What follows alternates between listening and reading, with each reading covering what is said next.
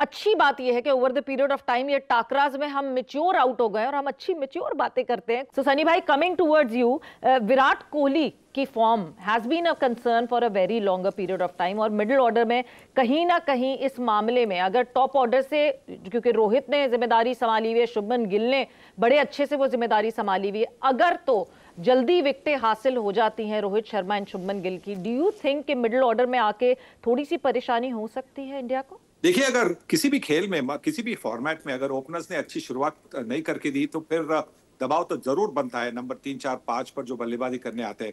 पर अगर जो इंग्लैंड के खिलाफ जो अभी श्रृंखला हुई थी, सीरीज हुई थी, वहां पे हमने देखा कि जो 4, 5, 6 पर बल्लेबाजी कर रहे हैं वो बड़े अच्छे फॉर्म में है।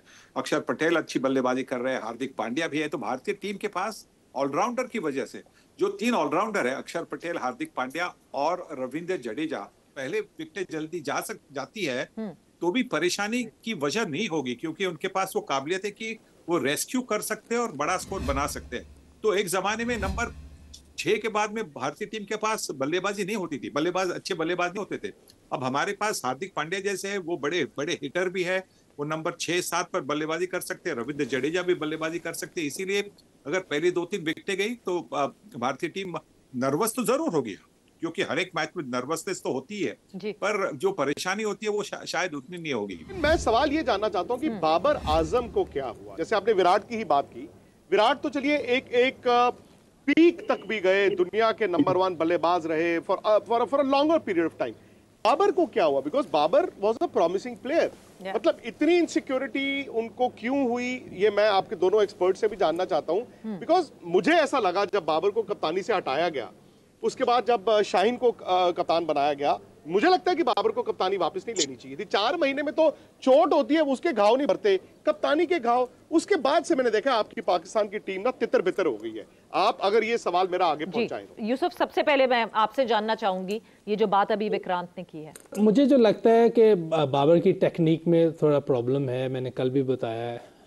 और स्पिनर के अगेंस्ट जैसे हमारे पास्ट में प्लेयर खेलते थे, ज़हीर अब्बास, सईद अनवर, जावेद मियांदाद, ये टॉप क्लास प्लेयर थे, एक्स्ट्रा कवर खेलते थे, स्वीप शॉट खेलते थे, कदमों का इस्तेमाल करते थे। और बाबर का मुझे लगता है कि एक तो टांग उसकी जल्दी क्रॉस चली जाती है स्पिनर पे, ऊपर से ना वो स्वीप शॉट खेलता है, ना रिवर्स स्वीप खेलता है, कदमों का इस्तेमाल भी नहीं कर रहा, तो वो प्रेशर उस पर आता रहता है। डॉट बॉल जो इतनी ज़्यादा उसकी स्पिनर्स के अगेंस्ट होती है, और मैं हो सकता है मैं गलत हूँ, लेकिन इतने टॉप क्लास स्पिनर नहीं है ये अपना वो जो उनका ब्रेसवेल है या वो, और पार्ट टाइमर ग्लेन फिलिप्स भी हमें आगे लगाता है, सेंटनर, ये ऐसे स्पिनर नहीं है कि जिन पे आप इतना फंसें।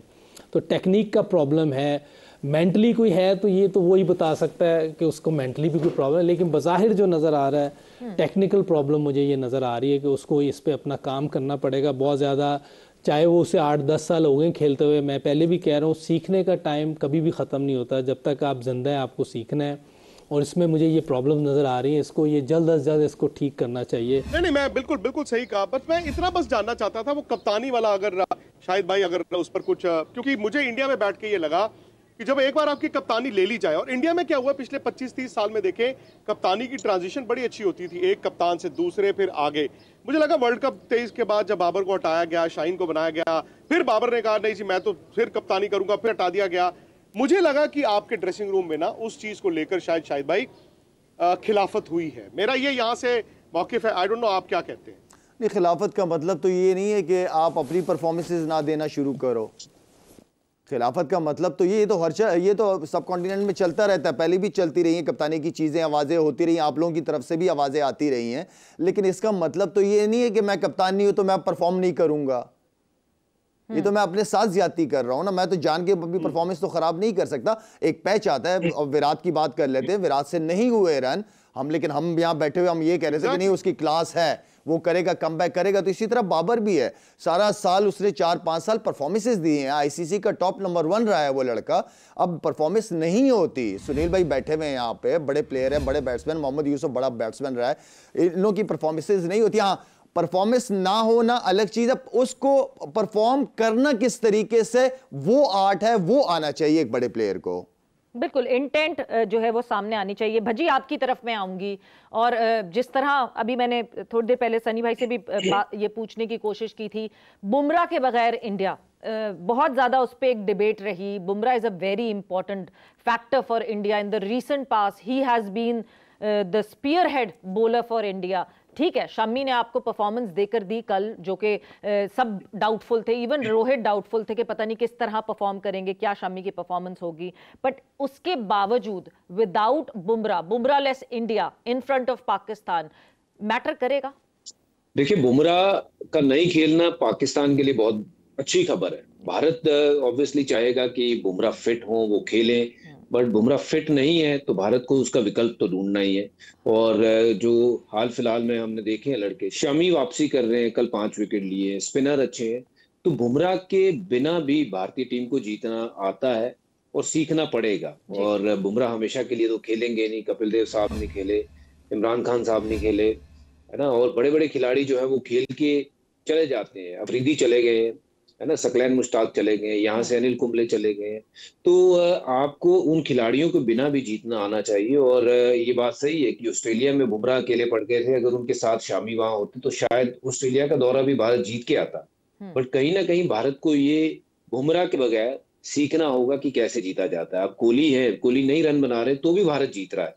सो you have to have players who are not kind of उनके ऊपर डिपेंडेंट हो सिर्फ बुमराह पे या कोहली के ऊपर कि ये 2 लोगों की टीम नहीं है। You need 6-7 guys performing at the same time to win championship. 1 or 2 individual can probably win you a game here and there, but if you want to win a competition or a championship trophy या फिर world cup, you need to have 6-7 guys firing together, and अगर वो होता है तभी जीता जाता है। बुमराह माइनस बुमराह फर्क जरूर पड़ेगा, Pakistan will be bit feeling bit easy, पर बिना बुमराह के भारत को मुझे लगता है कि मैच जीतना। सवेरे ये बजी का बहुत इंपॉर्टेंट पॉइंट है। इस पॉइंट पे मैं भी आपसे बहुत दफा बात करता रहा हूं, अगर आपका कोई प्लेयर ना हो तो आपकी बेंच इतनी स्ट्रांग होनी चाहिए कि उसकी कमी महसूस ना हो। बिल्कुल। तो जो 11, क्योंकि ये कोई टेबल टेनिस या स्क्वॉश का गेम नहीं है, इंडिविजुअल गेम नहीं है, ये 11 लड़कों की टीम होती है। तो मेरे ख्याल में क्योंकि आबादी ज्यादा है, क्रिकेट खेली बहुत ज्यादा जाती है, क्रिकेटर्स बहुत ज्यादा है, तो एटलीस्ट आपके 15 जो बेंच पे बैठे हुए हों, वो जो अंदर खेल रहा हो उसको ये पता होना चाहिए अगर मैं परफॉर्म नहीं करूंगा तो मेरे पीछे एक लड़का बैठा हुआ है जो बिल्कुल रेडी है। तो बेंच स्ट्रेंथ की अगर बात करें, जैसे मैं इंडिया की अगर बेंच स्ट्रेंथ की बात करूं, इसमें अभी आपके पास ये फास्ट बॉलर खेल रहे हैं, अगर इसमें से किसी को बिठाना है तो लेफ्ट आर्म फास्ट बॉलर इनका क्या नाम है उनका, हाँ वो है, पंडित है। तो मेरे ख्याल में इनके पास बेंच स्ट्रेंथ है, किसी के होने ना होने से फर्क नहीं पड़ना चाहिए। और यही चीज मैं पाकिस्तान टीम के बारे में भी लाजमी करूंगा कि आपकी बेंच स्ट्रेंथ, साइम अयूब नहीं है, ठीक है, कोई मसला नहीं, फखर नहीं है, कोई बात नहीं, लेकिन आपकी बेंच स्ट्रेंथ इतनी स्ट्रांग होनी चाहिए कि उसकी जगह फिल हो सके।